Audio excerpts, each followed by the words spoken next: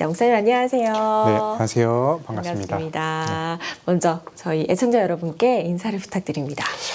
네, 안녕하십니까. 한낮의 리퀘스트 애청자 여러분. 네, 저는 수영로교회 긍휼 영역을 총괄하고 있고요. 또 농아부를 담당하고 있고 또 국가공인 수호 통역사인 박정권 목사라고 합니다. 반갑습니다. 네, 수영로교회 안에 여러 가지 영역이 있는데 그 중에 이제 긍휼 영역은 사회복지 쪽이나 아니면 교회의 어떤 대사회적인 역할들, 그런 역할들을 총괄하고 있는 영역이라고 생각을 하시면 될 것 같습니다.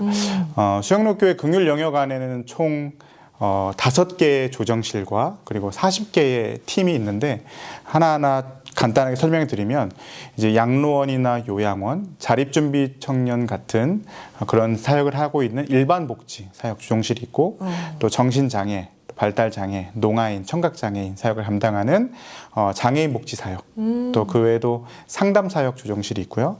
그리고 러브박스 행사, 이번에 했던 러브박스 행사나 또 교회에서 성도들이 상시로, 수시로 섬김 사역을 할 수 있게 섬기는 러브부산 사역, 지역사회를 섬긴 러브부산 사역 조정실이 있습니다.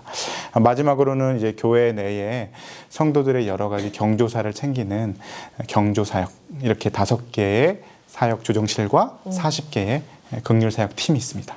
러브박스는 이제 오랫동안 부산의 지역 사회, 특별히 취약계층들의 저희가 성도들과 성도들의 헌금과 교회 재정이 모여서 박스를 만들어서 나눠주는 사역을 굉장히 오랫동안 했는데 아마 처음 시작은 제가 2009년으로 알고 있습니다. 그 당시 이제 정필도 원로 목사님께서 담임 목사님이셨을 때 지역사회, 특별히 부산 지역사회에 필요할 만한 일들을 한번 기획해봐라. 그렇게 해서 시작이 되었고요. 그게 이제 이규현 목사님 때까지 이어져서 저희 교회 건너편에는 요트 경기장이 있거든요. 네. 큰 요트 경기장 마당에 모든 성도들이 함께 모여서 최대 1만 개 그리고 지금까지 누적된 게 한 11만 개 정도로 제가 알고 있는데 와. 11만 개의 러브박스를 만들어서 지역사회 곳곳에 취약계층에 나눠주는 사역들을 했던 것이 이제 바로 러브박스 사역입니다. 코로나 이전에는 그러한 어떤 한 번의 큰 이벤트가 중심된 사역을 많이 했다면 네. 코로나 이후로는 이제 저희들이 더 이상 모일 수 없게 됐잖아요. 그쵸. 모여서 그렇게 큰 행사를 하기보다는 섬김 사역, 긍휼 사역을 좀 일상화했으면 좋겠다라는 담임 목사님의 그 말씀에 그 다음부터는 이제 조금은 섬김 사역이 일상화가 되었는데요. 교회 1층 로비에 사람들이 가장 많이 모이고 가장 눈에 띄는 그곳에 위드유존이라는 것을 만들었습니다. 그래서 우리가 위드유 미니스트리 사역을 하는데 네. 그곳이 이제 모든 성도들이 긍휼 사역에 동참할 수 있는 공간으로 구성을 했고요. 때때마다 여러 가지 사역을 하는데 미혼모들에게 가장 좋은 출산 선물을 제공해주는 마더박스 사역도 있고요. 그리고 또 이제 초등학교 입학을 준비하고 있는 예비 초1 학생들을 위해서 착한 책가방 운동, 그리고 반찬을 나누는 착한 냉장고 사역, 그 외에 물품 기부하는 것들, 그리고 얼마 전에는 추수감사절 맞이해서는 쌀을 이만큼 높이 쌓아서 네. 쌀을 나누는 사역 등 때때마다 여름이면 여름, 겨울이면 겨울 여러 사역들을 일상화하는 긍휼 사역을 일상화하는 일에 더 신경을 쓰고 있는 요즘인 것 같습니다. 특별히 뭐 대표적으로 몇 가지 말씀드리면 올 여름에는 많이 덥잖아요. 네. 특별히 작년 올해 부산이 정말 폭염이 심했는데 맞아요. 올 여름에 어떤 사역을 하면 좋을까 고민하다가 특별히 그럴 때 가장 취약계층이 어르신들이거든요. 네. 그래서 어르신들에게 이 더운 여름을 시원하게 보낼 수 있을 만한 어떤 키트, 냉방 키트를 만드는 사역들을 성도들에게 홍보하고 거기에 물품을 가져오면 그 물품들을 봉사자들이 전달해 준다든지 뭐 그런 사역들을 이제 그 위드유존을 사용해서 하고 있습니다. 와. 그래서 성도들에게 각인된 것이 이곳에서는 항상 우리 이웃들과 지역사회를 위한 긍휼 사역이 진행되고 있구나. 이런 것들이 이제 각인이 되어 있죠. 네. 너무 멋지네요. 뭔가 한 팀에서만 하는 일, 이게 아니고 온 성도가 함께 마음을 모아서 계속 진행된다라는 게 포인트인 것 같습니다. 맞습니다. 네, 네. 네. 저희가 이제 수영로교회가 설립이 된 지가 50주년이 됐는데 네. 저희 긍휼 영역 팀 안에 프렌즈 팀이라는 팀이 있습니다. 네, 프렌즈 팀은 어떤 일을 하냐면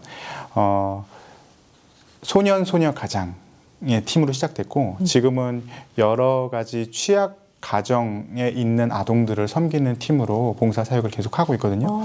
근데 그 소년 소녀 가장 팀이 45년이 됐습니다. 그러니까 교회 설립한 지 채 5년이 되지 않은 상황에서 시작되었는데 어떤 그 사역을 시작하게 된 계기가 들었을 때 제가 감동이 됐던 게 뭐냐면 무언가 담임 목사님이 아니면 위에서 누군가 이 팀을 만들어 봐라 라고 한 게 아니라 하나님의 말씀을 듣고 은혜를 받고 그 다음에 이 하나님께 받은 사랑을 어떻게 이웃에게 전해줄 수 있을까, 자발적이고 자원하는 마음들이 성도들한테 일어나서 우리가 그럼 뭘 도울 수 있을까 찾아보다 보니까 소년소녀 가장들, 보육원, 고아원 뭐 이런 곳을 찾아다니면서 성도들이 자발적으로 그런 헌신을 했더라고요. 그런 역사들이 굉장히 수영록 교회 안에서는 자랑스러운 역사고, 이제 그 외에도 최근에 진행됐던 특별 새벽기도의 착한 헌금은 네. 자살 방지 또는 자살 이후에 유가족들을 어떻게 돌보고 섬길 수 있을 것인가에 대한 고민에서 시작됐고 거기에 전액 이제 후원이 되었거든요.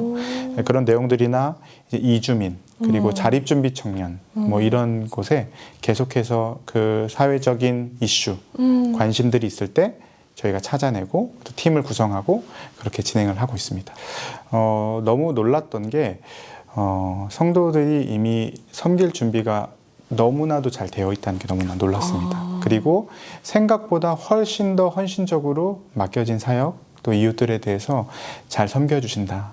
그리고 그것이 무언가 누가 시켜서 억지로 하는 게 아니라 마음에 우러나와서 진심되게 다가가는데 그것이 이제 그 섬김을 받는 사람들의 입장에서도 느껴지고 그래서 열매들이 많이 있는 것 같아요. 뭐 실제로 몇 가지 예를 들자면 네. 저희 교회 1층 로비에 항상 이렇게 방황하시던 어떤 여성분이 한 명 계셨어요. 그러니까 거처도 제대로 없으시고 항상 이게 냄새도 좀 나시고 그리고 지나가면 지나간 모든 사람들 아주 공평하게 목사님들, 장로님들, 성도님들 모든 사람에게 막 욕설을 하시던 분이 계셨거든요.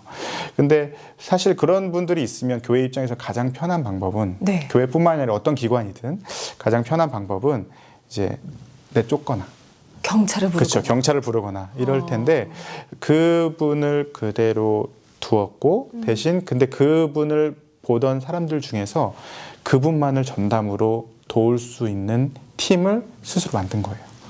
어떤 교회에 어떤 예산이 지원된 게 아니라 그런 다음에 자발적으로요? 네, 네. 몇몇 팀이 기도하면서 우리 1층에 그분이 계시는데 그분을 섬기는 게 어떻냐 그런 마음들이 위해서 몇몇이 모이셔서 그분에게 먼저 집을 뭐 월세방이겠지만 집을 계약해 드리고 그리고 필요한 집기들을 안으로 채우고 필요한 물품들이나 먹을 것들을 계속해서 반찬을 만들어서 섬긴다든지 오랫동안 섬겼어요.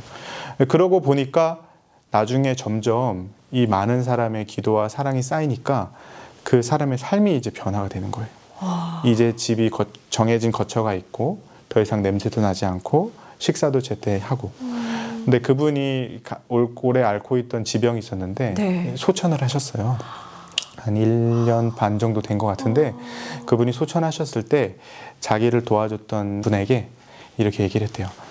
고맙다고. 너무 고맙다고. 얘기를 했는데 이제 그 집사님이 마지막까지 지키셨거든요. 그 임종까지. 근데 손을 잡고 이렇게 말씀하셨대요. 언니라고 불렀던 것 같아요. 언니, 우리 꼭 천국에서 다시 만나요. 우리 꼭 천국에서 다시 만나요 라고 얘기하니까 너무 평안하게 그렇게 눈을 감으셨다고 그런 얘기를 해주시더라고요. 네, 그런 얘기들도 있고 자립준비 청년 사역 저희가 기대나무라고 사역을 시작한 지 3년 정도 됐습니다. 3년밖에 안 됐는데 사실 자립준비 청년에 대한 거는 뭐 뉴스나 언론에서도 많이 나오고 네. 정부에서도 관심을 많이 갖는 부분이긴 한데 가장 어려운 부분이 그거예요. 사실 경제적인 지원이나 주거 지원이나 이런 것들은 가장 쉬운 방법이거든요. 네. 근데 청년들이 정서적으로 의지할 수 있을 만한 사람, 멘토 또는 이모, 삼촌 이런 사람들이 정말 필요하다라고 이야기 많이 하거든요. 맞아요. 그거에 가장 어렵다고 하는데 근데 제가 아까 자랑하고 싶다고 말씀드렸던 게 우리 수영록교회에 모인 그 신생팀 성도님들이 청년들을 그냥 사랑으로 관심을 갖고 계속해서 다가가고 연락을 하고 먹을 것을 사주고 이런 사역을 해요. 그러니까 그 청년들의 마음이 여는 게 정말 눈에 보일 정도로 변화가 되더라고요. 그래서 이제 그 청년들 중에서 어떤 청년은 정말 안 좋은 길로 빠질 뻔했는데 또 제가 신방도 하고 또 기도도 하고 사랑으로 다가갔더니 돌이킨 청년들도 있었고요. 그리고 어떤 청년은 굉장히 우울하고 막 자해하고 심했던 청년이 어느 순간 우리 봉사자의 가족의 한 가족의 구성원처럼 가족 구성원이 되고 그리고 같이 선교도 가고 여행도 가고 이렇게 한 가족이 되어가는 게 느껴지고 네. 또 그 많은 성도들이 우리가 완전 복음을 내세우진 않거든요. 그런데 이 멘토들 그리고 섬기시는 분들이 하는 모습을 보고 집사님 또는 뭐 삼촌, 이모 집사님이 믿으시는 하나님이면 저도 믿고 싶어요 라는 마음으로 수영록교에 이제 등록하는 일들도 최근에 일어나고 있습니다. 많은 열매들이 맺어지고 있습니다. 아니, 수영로교회 왜 이렇게 작은 예수들이 많나요? 그러니까요. 네. 저만 잘하면 될 것 같습니다. 네.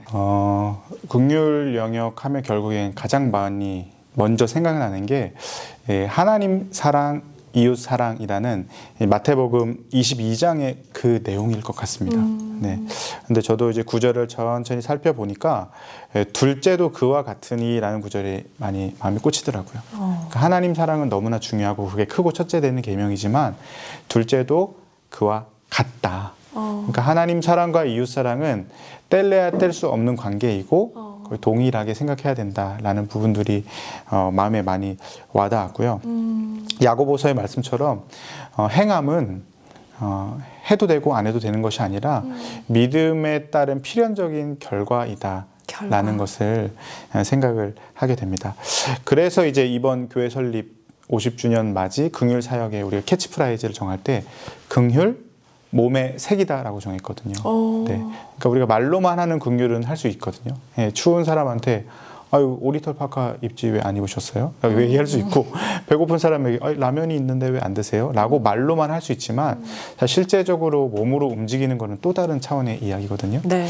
그래서 성도들에게 어떤 말로만 하는 긍휼, 불쌍한 사람을 보면 그냥 혀끝만 끌끌 차는 긍휼이 아니라 우리가 정말 몸으로 움직이고 직접 그들의 필요를 채워주고 하는 것이 이제 긍휼 사역의 의미, 그것이 바로 착한 일이라 생각이 되고요. 네. 결국엔 그 모든 것의 결론이 하나님께 영광이 된다고 생각이 듭니다. 초대교회에 있었던 일들, 물론 베드로의 그 탁월한 복음 설교도 많은 사람들을 감동하게 하고 또 주께로 또 예수께로 돌아오게 했지만 그거 외에도 또 7 집사들이 앞장서서 했던 교회 구제 사역과 긍휼 사역이 많은 사람들이 보고 하나님을 찬미하고 영광 올려드렸던 그 모습들이 지금의 교회에도 일어나야 된다라는 생각을 좀 하게 되는 것 같습니다.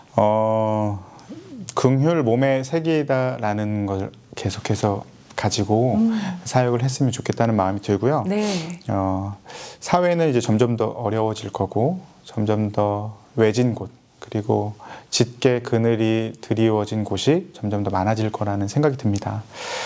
이제 말뿐인 긍휼은 안 되고 진짜 몸으로 움직이는 긍휼이 저희 교회뿐만이 아니라 한국 교회와 성도들 사이에서도 일어나야 된다라는 생각이 들고요. 한 번의 이벤트에 그쳐서는 안 된다. 그리고 계속해서 지속적으로 이어지는 운동이 일어나야 된다. Not event, but movement. 네, 이런 마음을 가지고 사역을 해야 된다는 생각을 하게 됩니다. 또 중요한 거는 아까 말씀드렸지만 오랫동안 이렇게 긍휼 사역을 해왔던 사람들 봤는데 그분들의 이제 머리가 이제 희끗희끗해졌어요.